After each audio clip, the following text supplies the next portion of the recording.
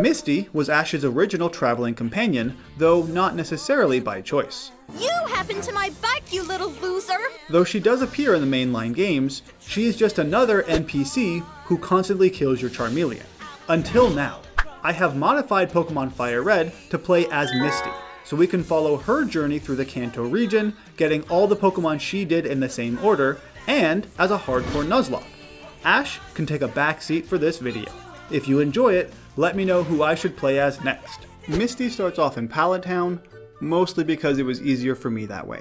Now Misty had a bit of a rough childhood with a somewhat neglectful mother. Rather than spend time with her many kids, she instead gave them fishing rods, a single Pokemon, and told them to figure things out on their own. Misty's first Pokemon was probably a Staryu that eventually became Starmie. Now Misty technically had a Staryu and a Starmie, but I'm only going to get one, since this is a Nuzlocke. And I name him after my favorite ocean, Pacific. Not only is it my favorite one to visit, it's the only one I've ever been to. Before leaving Pallet Town, I show off my incredible freedom. Better watch out, Professor Oak, I'm gonna touch the grass. But he is nowhere to be seen.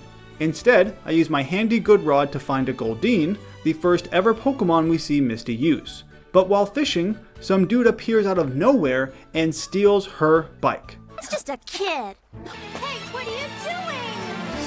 I'm borrowing this. Wait, hey, that's my bike! I'll give it back someday! The lie detector determined that was a lie. She tries to follow him and get it back, but it's too late. The bike was utterly destroyed.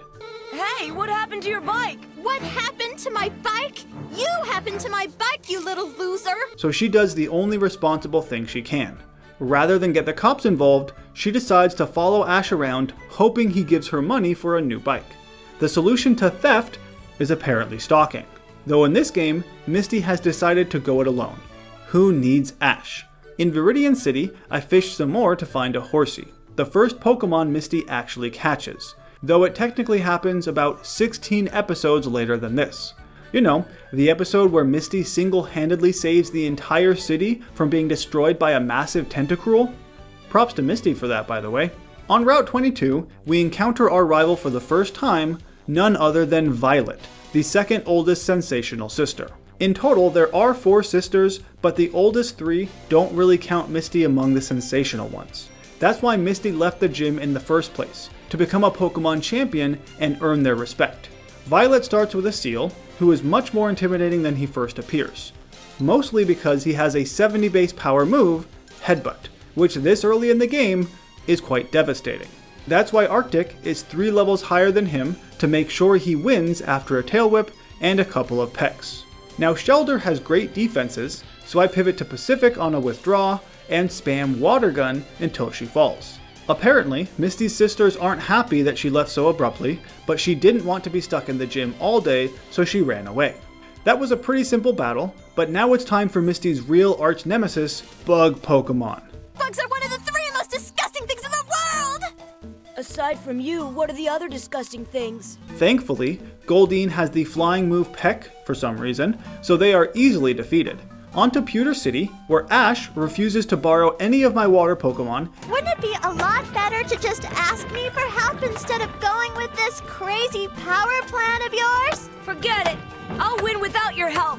And keeps trying to electrocute a rock. What a noob. But in this game, Misty herself wants to get all the badges. So this is going to be the easiest fight ever. To show how easy it can be, I start with an under-leveled Horsey, Indian, and use the weakest water move known to man and woman, Bubble. Both Geodude and Onix fall in 2 bubbles each, only doing minor damage to me with tackles and binds. Well, that was ridiculously easy. Good job, Indian. My runs don't all start this easily, so make sure you subscribe to watch some of the really tough ones too. Through a good portion of the show, Misty was scared of Gyarados since she had a traumatic incident with one as a child. Honestly though, even without previous trauma, these things are terrifying. She eventually overcomes her fear and tames one, but that is a long way off. For now, I buy a Magikarp here, but we'll keep him as a useless fish until Misty can face her fears. It'll be a while. Now looking at Atlantic, the Magikarp, he is adamant, which is pretty much the best nature you can have for a Gyarados. It just so happens though, that 2 of my other Pokemon are also adamant. The only one who isn't is the hasty Pacific. So 75% of my current team is adamant. That seems mighty unlikely and quite weird. After some alien shenanigans in Mount Moon, Misty returns home to Cerulean City, but it's a bittersweet moment for a number of reasons. First, the bike shop refuses to give me a refund on this obviously faulty bike. And then, I have to return to the gym I just left to beg for a Pokémon battle. As the second youngest sister, Lily had to take over my job as the gym leader when I ran away. But to truly gain my sister's respect, I need to earn every badge properly, unlike some other kids who shall remain nameless. Lily and I both start with our Goldines, but she immediately gets a crit, so that's fun. A Tail Whip Horn attack finishes that fish. Lily then sends out Psyduck. Arctic deals some damage, but needs to swap after a confusion. I should have lowered his defense first though, because Pacific does not do very much with either tackle or water gun. But he can heal with recover at least. He gets confused several times, but manages to stay alive, and eventually takes out the duck. Not only do I get the Cascade badge for winning, but I apparently get my favorite Pokemon back too that I left in my haste to leave. I wonder who it could be. Psyduck, of course. Everyone knows that Misty loves her Psyduck more than anything. In the show, Misty encountered Psyduck in Hop Hop Hop Town, quite a weird name, but this duck basically captures himself, prompting Misty to have her very first fourth wall break. Congratulations! Don't congratulate me! The show has so many of these that Bulbapedia has an entire page dedicated to them. Another minor change I made to this ROM is that TMs are now reusable. Since most of my Pokemon need similar TMs, I figured why not. Lily had already mentioned that Violet was back in town, and here she is wanting to fight me once again. This time I lead with Superior, the Psyduck. He starts with a Tail Whip, and I was expecting an Icy Wind, not a Growl. The second turn, Seal does Icy Wind, slowing me down. Since he should now outspeed, I'm banking on a Headbutt for Superior to try and disable, but it doesn't work that way. Oh well. Another Tail Whip later, I swap to Arctic, who one-shots with a Horn attack. He Tail Whips and is confused by the other fish, so I bring out Pacific. He gets in a tackle and is also confused. Arctic comes back out, Horn attacks, and is confused yet again. How does the 55% accurate Supersonic hit 3 times in a row? I just don't get it. That would never happen if I were using it. Last is Shelder, who falls to a few water pulses, no problem there. That was harder than the last time for sure, but mostly due to her stupid luck. Around this time, Anime Misty tries and fails to catch an Oddish. You know why it didn't work? Because he's a grass type. Misty should only have water types with one exception. Not all water Pokemon are good though. Case in point, the Squirtle Squad, who literally hold us hostage. That's pretty messed up when you think about it. After freeing him from his Pokemon prison, Bill thinks it's an appropriate time to ask for a date. To a cruise ship, no less. That is not acceptable for a first date. But I take the tickets anyway, though maybe I shouldn't have, as it ends in disaster, as we all know. Before it sinks though, Violet also makes her way on board and wants to give me something. I wonder what it is. Her team really hasn't changed that much. Arctic starts off by horn attacking Seal, but is slowed down in the process. Superior comes out, and after a few confusions, Seal is a goner. He deals some damage to the Goldeen before swapping back to Arctic. This time, Supersonic actually misses once, hits the second time, but he still had a Person Berry, so Arctic heals it and defeats the fish. Her newest Pokemon is Krabby, a water type Misty never got because Ash did instead, and you can't have 2 of the same Pokemon. But before the physical special split, Krabby is not that great anyway. This brings out Violet's final Pokemon, a Cloyster. Guess she's been to Celadon already or something. Arctic is not a great special attacker, so Water Pulse is quite weak, meaning I swap to Superior instead. He gets Cloyster down to the red, but would fall to a crit, so Pacific takes over with one last Water Pulse. For my victory, Violet gives me a Water Stone because apparently she got 2. And this is exactly what I needed to face Lieutenant Surge. I've been dreading this battle since before this run even started. It's either going to go really well or quite poorly. Let's find out which. Pacific starts off with a Water Pulse and does more than half, which is not what I was expecting. He heals a Thunder Wave, and then just water pulses a second time for the win. Well, that was remarkably anticlimactic. I honestly didn't know it would do so much damage, but okay, I suppose. My real plan had been to use camouflage after my first water pulse, becoming a normal type, losing my electric type weakness. But that would also sacrifice my stab water pulse, so it was by no means a guaranteed win. But I guess I overthought it. In Diglett's cave, the digging Diglett unearthed some prehistoric Pokemon, causing a slight panic, but also revealing a Pokemon egg. The first one that has ever been seen in Kanto. In Johto, Pokemon are popping out eggs like candy. Ditto especially. I get through Rock Tunnel easily enough, thanks to my plethora of water Pokemon, and encounter Violet in the Pokemon Tower. Superior does some damage with a few confusions, but it's not strong enough. Instead, Arctic comes out to do what he does best, Horn Attack. Violet's Goldeen is almost one-shot, but obviously, it confuses me. Indian finishes it off with a Water Pulse. Arctic comes back out to Horn Attack Krabby a couple of times, but after several mud shots, I need to swap again, this time to Pacific to finish the crab. Last is her Cloyster, but again, that guy has no special defense, and a few water pulses finishes him off. I choose to not spend any more time in this Tower of Terror, because who knows what could happen. To get a more complete team, I will be catching the Pokemon Misty got from outside the Kanto region, like Amazon here. This guy was caught in the Orange Islands after helping Misty cure Ash and Tracy, or as I like to call him, not Brock, of paralysis. After all, they fell directly into the big opening of a Vileplume, which is quite awkward. The first thing I do in Celadon is get some tea, so I can go to Saffron and pick up the Psychic TM. This is the only way Pacific will learn a Psychic move.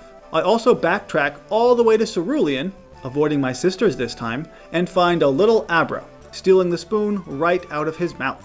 This is my plan B for Erika. My plan A is for this mysterious egg to finally hatch. But who will it be? Togepi, of course. Who else would it be? Now that it's been a couple of years since this episode first aired, I can finally admit how disappointed I was at this reveal. Little 8-year-old Joe was convinced that egg had a Mew in it. And compared to Mew, Togepi is just even if it was a never-before-seen Pokemon. But Misty quickly falls in love with it, despite losing the competition to see who would keep it, and ignoring the fact that Brock carried and cared for that egg for countless episodes. In spite of all of that, Togepi chose to follow the only girl. What a sexist. But beggars can't be choosers, so I evolve this Misandrous egg one more time because he is my plan A. Since he has Serene Grace, I give him Flamethrower, which now has a 20% chance of burn, and it works, immediately taking out Victory Bell thanks to a held Charcoal. Tangela doesn't even need the burn to die. Vileplume has better special defense, but is also burned. After Erika heals a few times, Redwood wins without any real issues. Wow, Erika, that was a bit sad, to be honest. Giovanni shouldn't be much more difficult either. Onix is Water Pulsed by Pacific and never stood a chance. I'm hoping for a special defense drop with Psychic, but Kangaskhan takes the hit, responding with a Mega Punch. At this HP, Pacific would fall to a crit, so let's risk someone less important, Amazon the Poliwhirl. She comes out on a bite and uses 2 Brick Breaks. Last, his Rhyhorn can't even take a single Water Gun. After some story stuff, I get to Fuchsia and enter the Safari Zone. I eventually hook a Corsola. Now, I'm not a Safari Zone expert by any means, but I imagine that after breaking out of 4 Safari Balls, Corsola wouldn't just stand there and get hit by a 5th. But she does, and that proves to be her downfall. This Corsola was a bit of a troublemaker in Johto, causing all sorts of mischief. Without any Corsola left, the foundation of the nest broke apart from the shore. But the real crime was building your house on a Corsola reef in the first place. It's kind of their fault that it got destroyed. Back in the Safari Zone, I also get Surf, without a doubt the most useful move in this run. Before facing Koga, it's time for a huge evolution fest. Arctic, Superior, Indian, all evolve. Now, Misty didn't evolve them, but I'm going to because it's a Nuzlocke. Her Poliwhirl did evolve, but Misty had wanted a Poliwrath instead of a Politoad. Someday, you'll evolve into a Poliwrath too. But her Poliwhirl stole Ash's Kingstone, and Misty got stuck with this thing instead.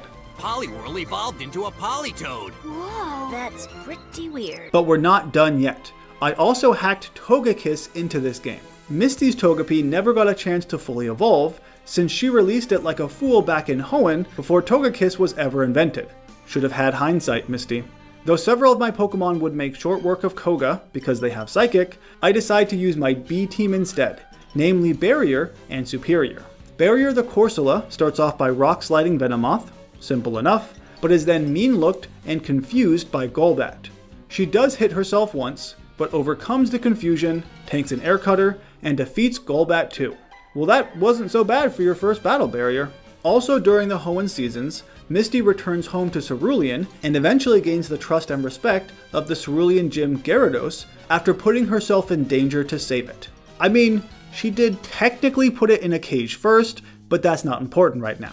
What matters is her fear of Gyarados is gone, so I can finally evolve Atlantic into this massive beast. This brings me to Silph Co, where Violet is just hanging around with the Rockets for some reason. She leads with her fully evolved Dugong, and I with Arctic.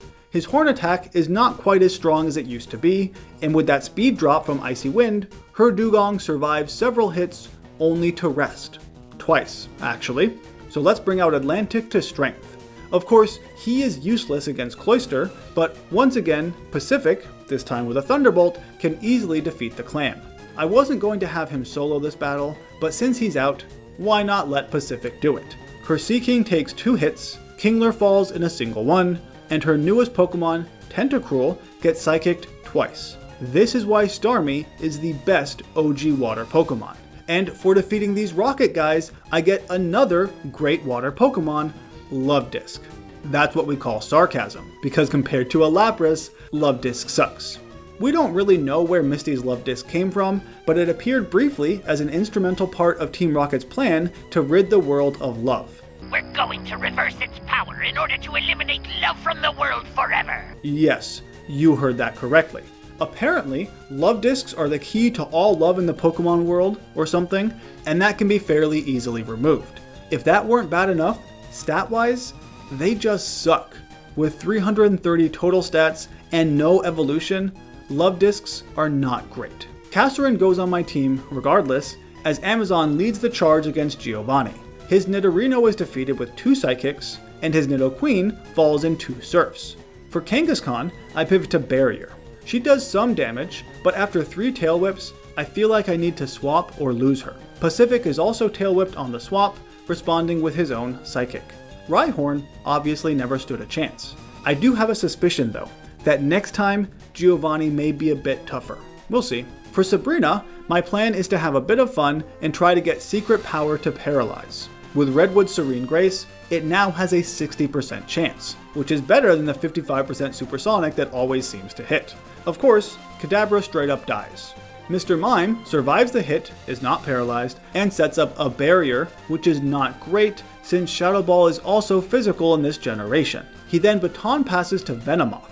With that plus defense, Amazon comes out on a Supersonic, which obviously hits, but manages to Rain Dance before swapping to Pacific. He gets a Crit Surf, one-shotting Venomoth. Mr. Mime comes out to heal, which does nothing for him, and Alakazam isn't really a concern since he only has Psychic moves. But my hasty Pacific beats him to the punch with a crit anyway. Well, that was surprisingly easy, even though no one got paralyzed. On the way to Cinnabar, it's time for another Pokemon, Azurill. This girl is the child of Not Brock's Meryl and was just a wee little egg when Misty got it. She made her debut in the Battle Frontier saga, and somehow, this tiny little Azurill breaks out of 7 netballs. How is this girl the hardest Pokemon to capture? I ended up using my Master Ball on her because I had nothing else to use. Talk about a waste, especially since she is a chubby little Azurill instead of a testosterone pumper. So she will never be seen in battle. Not that I need her for Blaine anyway, because he's freaking Blaine, and I am Misty. Amazon starts the battle with a Rain Dance, takes a super weak Flamethrower, and one-shots Ninetales with Surf. I pivot into Kasserine on a takedown, because I want him to actually do something in this run, and Rhydon is easily taken out, as is Magmar with a Mystic Water Rain boosted Surf. In preparation for the final badge, Indian evolves one more time into Kingdra. I finally have a single Pokemon who is not weak to electric. And believe it or not, I'll need it for Giovanni. I again start the battle with Amazon, who again uses Rain Dance. She is slowed down, but still outspeeds the literal rock. This baits out Giovanni's toughest Pokemon, the armored Mewtwo, but without the armor. I pivot to Kasserine as Mewtwo Thunderbolts, and Love Disc obviously falls. It's unfortunate, but that sacrifice was necessary because none of my Pokemon can survive a single Thunderbolt, with the exception of Indian.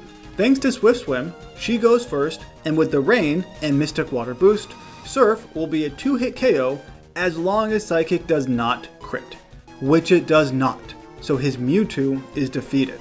I swap back to Amazon on a Kingler, and a single Psychic wins me the very last batch.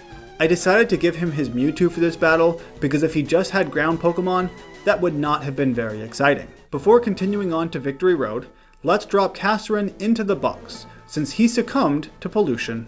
Can't say I'm really sad because, again, not a fan of Love Discs. If you are, I'm sorry you have such bad taste in Pokemon. Just kidding, but not really. On my way to Indigo Plateau, Violet pops up once again to have a final battle. To make this more interesting, I gave her Dugong Sheer Cold. Thankfully it misses, and Superior wins after several brick breaks and takes out the sleeping Dugong. Oh, I also gave Sea King Horn Drill because why not? But he misses 4 times, letting Superior take him out too. Kingler does have Guillotine, but after seeing what happened to his friends, he instead tries to harden, which does not help. Once I get to Tentacruel and Superior is poisoned, it's finally time to swap to Pacific. I didn't want to risk my star Pokemon to a 1-hit KO after all. He is Sludge Bombed, but Psychic takes out the squid. Last, for the final time, is Violet's Cloyster, who does have Sheer Cold, but never gets a chance to use it. After countless losses, Violet finally decides to return to Cerulean to do her job and take over the gym, allowing me to keep going forward with my journey. But where was Daisy this entire time? She is the oldest sister after all. I bet you can probably guess where she is, but no spoilers, alright? Without further ado, let's jump right into the Elite Four. For Lorelei, I start with Amazon to brick break the Dugong, who survives 2 hits just barely and gets fully healed. The next 2 hits do slightly more and take her out. I then swap to Pacific on the Cloyster and one-shot like he's been doing this whole game. Lapras survives a Thunderbolt to confuse Ray, but a Lumberry heals that, and then she falls next turn. Slowbro manages to use a Surf, but that is my move and it does very little. Now Jinx isn't weak to any move Pacific has, but 2 Surfs are more than enough and he avoids a lovely kiss in the process. I likely could have just led with Pacific there, but we'll have plenty of that in the next battles. Like Bruno. His Onix falls to a Surf, both Hitmonchan and Lee are one-shot with a Twisted Spoon Psychic, the second Onix falls, and even Machamp is knocked out in a single hit. Well, dang. I honestly thought he would survive at least 1 hit, but I suppose not. As always, Bruno sucks. Just wanted to make sure you all knew. For Agatha, I decided to give Redwood a chance. After all, he is a normal type in this game. The first Gengar falls to a Twisted Spoon Psychic, as does the Golbat, and Arbok too. I expected the higher level Gengar to outspeed, but I guess my naive Togekiss was just too quick. Haunter meets the same fate as the rest. Now I know this Elite Four run has been going a bit too smoothly at the moment, but it probably won't stay that way based on what I know is coming. Not Lance though, he will be a cinch.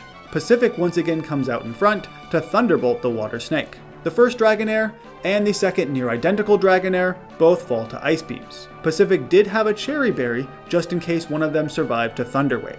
Dragonite is 4 times weak to Ice Beam, which obviously means he too falls.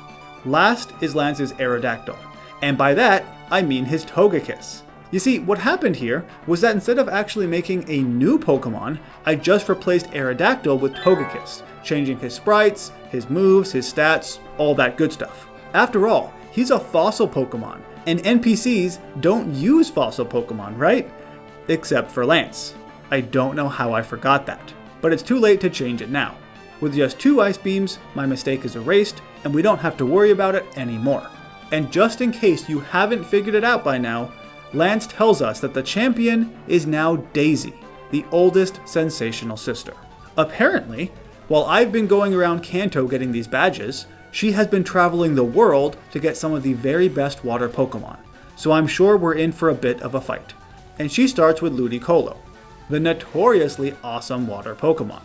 In all seriousness though, I gave her a team of water Pokemon to make this fight a challenge, unlike our other sister Violet. Indian starts off by using a single Dragon Dance. I could spam a couple more and sweep her team, but that's no fun at all. All I need is one. The first return hits as Ludicolo double teams. Indian proceeds to miss twice in a row and is Giga Drained, but return eventually connects again for the knockout. Now Feraligatr is just strong enough to survive 2 returns, and he has Dragon Claw, so after the first hit, Indian instead uses Hyper Beam, which thankfully doesn't miss. Lantern Thunder Waves on her recharge turn, which Indian heals with a berry. He survives the first hit, paralyzes again, but can't stand another return. This brings out Daisy's ace, Kyogre, the only one I'm really concerned about. He obviously has Thunder, which is more than enough to take out Indian at this HP. I'm sorry that you had to die, but I will need to make sacrifices here. I bring out Barrier next. She protects, hoping to stall out Thunder, but it's a Water Spout instead. I guess that makes sense since he's at full HP, even if it's not super effective. I doubt this is going to work, but in the off chance she survives, Barrier uses Mirror Coat and straight up dies. Yeah, I saw that coming. Now Amazon might actually survive, but first let's stall out Thunder once again with Protect. She uses Psychic, hoping for the special defense drop, and hangs on after a Thunder, but just barely. I was hoping to block another Thunder here, but to no avail. Since Psychic didn't work the first time, Amazon instead Surfs, which does slightly more damage, and then she too dies. This is basically how I expected this battle to go. With half my team dead, things aren't looking great, but hopefully my star can keep on shining. Pacific protects against a Thunder, just in case, and then responds with his own that, thanks to a magnet, is strong enough to defeat the legendary Whale. Thanks for that rain, by the way. Next is Blastoise, who immediately falls to a crit Thunder. Daisy's last Pokemon is a Swampert. Now, if Pacific had died, my backup plan was to use Togekiss with a Miracle Seed to Sunny Day and Solar Beam Sweep. But that ended up not being necessary, because Swampert, not seeing a kill with Earthquake, chooses to use Curse instead, allowing Pacific to use 2 rain-boosted Surfs for the win. After my victory, Daisy tries to make me into an official Sensational Sister, but I decline because I have better things to do. And out of nowhere comes Lily. You remember her. She's been stuck in the gym all this time. She defends my right to do whatever the heck I want because I am the strongest sister now, and then leads me to the Hall of Fame, officially ending this run. Now technically, Misty did get a Clauncher at some point, and I could have put him into this game, but I chose not to because I wouldn't have used it anyway. That being said, with only water types, I expected to have a more difficult time here, but I should have just trusted in Starmie from the start. That star never disappoints. If you want to try this game for yourself, check out the Google Drive link in the description below. As always, thank you for watching, and I hope to see you in the next region.